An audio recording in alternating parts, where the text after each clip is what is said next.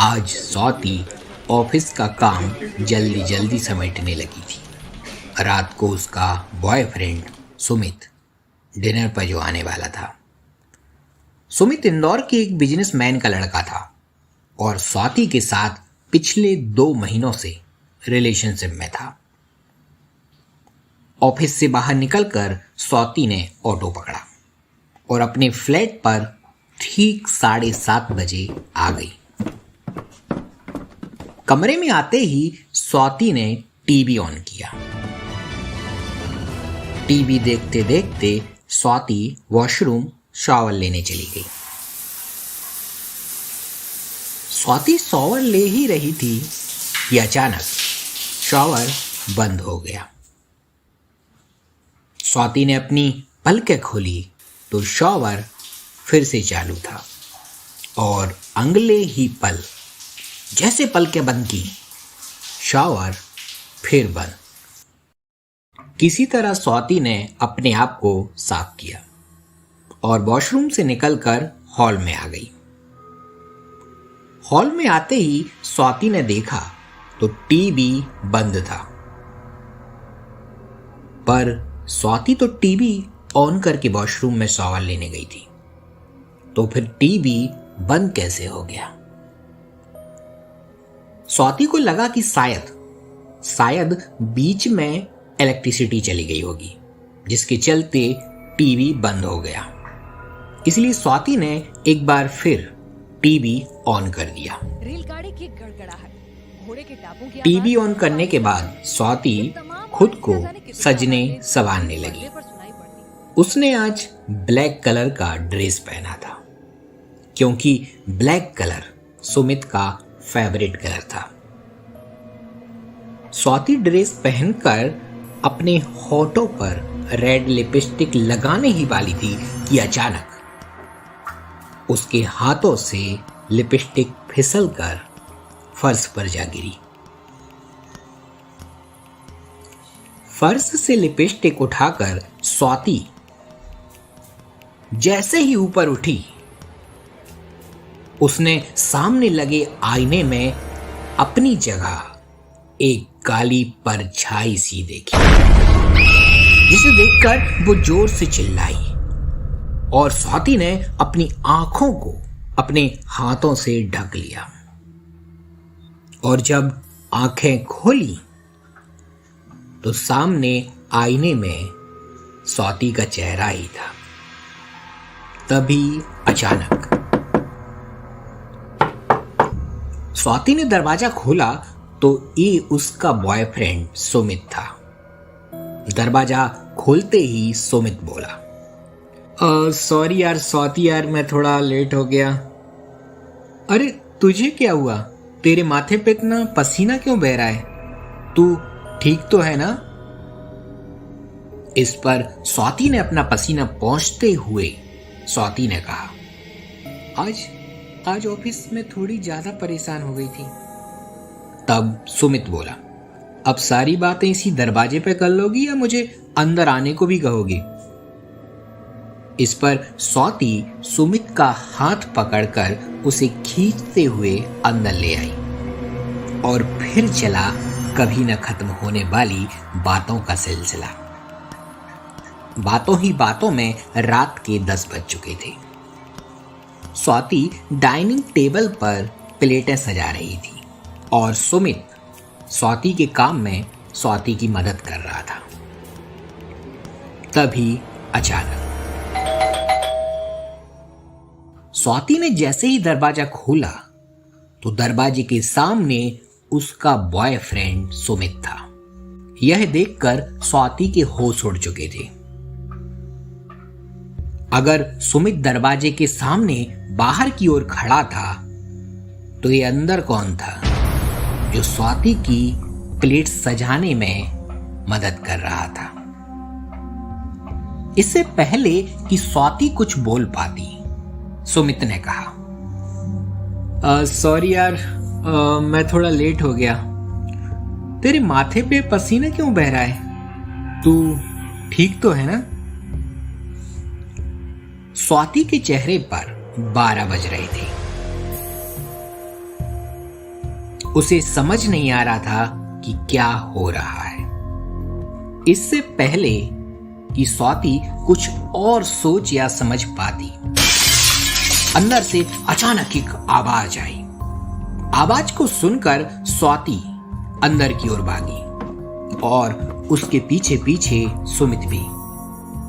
अंदर आकर स्वाति ने देखा तो सारा खाना फर्श पर पड़ा था और अगले ही पल जैसे स्वाति ने अपनी पलकें झपकाई तो सारा खाना बहुत ही सुंदर तरीके से डाइनिंग टेबल पर सजा था।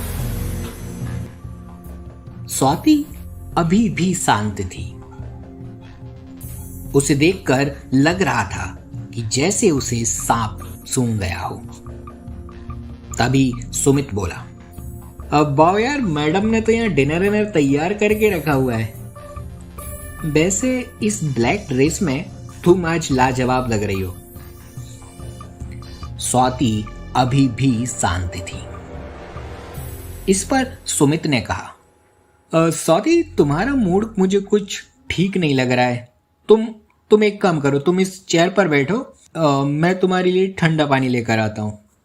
यह बोलकर सुमित किचन की ओर चला गया।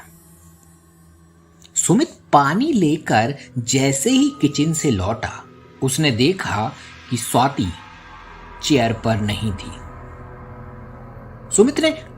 सुमित ने आजू बाजू देखा तो मेन डोर का दरवाजा बंद था और इसके अलावा उस कमरे में कोई और दरवाजा नहीं था, क्योंकि किचन के दरवाजे पर तो खुद सुमित खड़ा था। तो फिर अचानक स्वाति कहां चली गई? सुमित को कुछ समझ नहीं आ रहा था। तभी अचानक सुमित के हाथ पर कुछ गिरा। सुमित ने देखा तो ये लाल खून था जो सीलिंग से गिर रहा था। सुमित ने अपनी नजरें ऊपर उठाई और सीलिंग की तरफ देखा। तभी लाइट जलने बुझने लगी। दरअसल सीलिंग पर स्वाति छिपकली की तरह उल्टी चल रही थी। यह देखकर सुमित बहुत डर गया था। सुमित वहां से भागना चाहता था, पर स्वाति और सुमित के अलावा उस हॉल में कोई और भी मौजूद था जो सुमित को वहां से भागने नहीं दे रहा था। सुमित को ऐसा लग रहा था कि जैसे उसके पैर फ्रीज हो गए हों। तभी स्वाति सीलिंग से दीवार की ओर उल्टा चलती हुई बोली, मेरे साथ तुझे कंफर्टेबल फील नहीं होता। आज के बाद तेरे साथ किसी को कंफर्टेबल फील नहीं होगा। लोग तुझसे डरेंगे, तुझसे दूर भागेंगे। इतना बोलकर स्वाति सीलिंग से सीधा डाइनिंग टेबल पर गिरी। स्वाति के चेहरे पर अंदर तक उन प्लेटों के टुकड़े जा चुके थे जिन प्लेटों को उसने सुमित के लिए सजाया था। इस हादसे में स्वाति की एक आंख चली गई। थोड़ी देर बाद सुमित अपने आप को फ्री महसूस कर पा रहा था, इसलिए सुमित तुरंत वहां से भागा। कमरे के अंदर हुई सारी बातें, सारी आपबीती सुमित ने स्वाति के पड़ोसियों को बताई। फिर किसी तरह स्वाति को एक हॉस्पिटल में एडमिट कर दिया गया। तकरीबन 20 दिन हॉस्पिटल में रहने के बाद जब स्वाति अपने पेरेंट्स के घर लौटी तो वहां सुमित उसका पहले से ही इंतजार कर रहा था। स्वाति ने घर लौटने पर बताया कि कैसे उसने फेसबुक के थ्रू एक लड़के को अपने प्रेम जाल में फंसाया था। उसके पैसों पर 6 महीने तक स्वाति ने जमकर ऐश किया और जब वो लड़का स्वाति से शादी करने की जिद करने लगा तो स्वाति ने एक दिन उसे कॉल किया और कहा, देखो मनोज, मैं तुमसे शादी नहीं कर सकती क्योंकि मुझे तुम्हारे साथ कंफर्टेबल फील नहीं होता। मैं जिंदगी भर तुम्हारे साथ नहीं रह सकती। उस दिन स्वाति के अंदर जो भूत था दरअसल वो मनोज ही था। स्वाति को लगा कि शायद अपने पापों का प्रायश्चित करने के बाद मनोज ने उसे माफ कर दिया हो, पर स्वाति के चेहरे की दुर्गति हो जाने के कारण सुमित उससे रिश्ता ना जोड़ सका और स्वाति और सुमित का रिश्ता हमेशा हमेशा के लिए टूट गया। कहते हैं कि स्वाति के पिता आज भी स्वाति के लिए लड़का खोज रहे हैं। अगर आप इच्छुक हो तो आप अपना बायोडेटा भेज सकते हैं। तो दोस्तों, ये थी आज की भूतिया कहानी। हमें जल्दी से बताओ कि आपको ये कहानी कैसी लगी। और हाँ, इसी तरह की भूतिया कहानियों का आनंद लेने के लिए जुड़े रहिए हमारे साथ और हमारे चैनल को अभी सब्सक्राइब कीजिए। मैं बहुत जल्द मिलूंगा एक नई भूतिया घटना के साथ। तब तक के लिए धन्यवाद।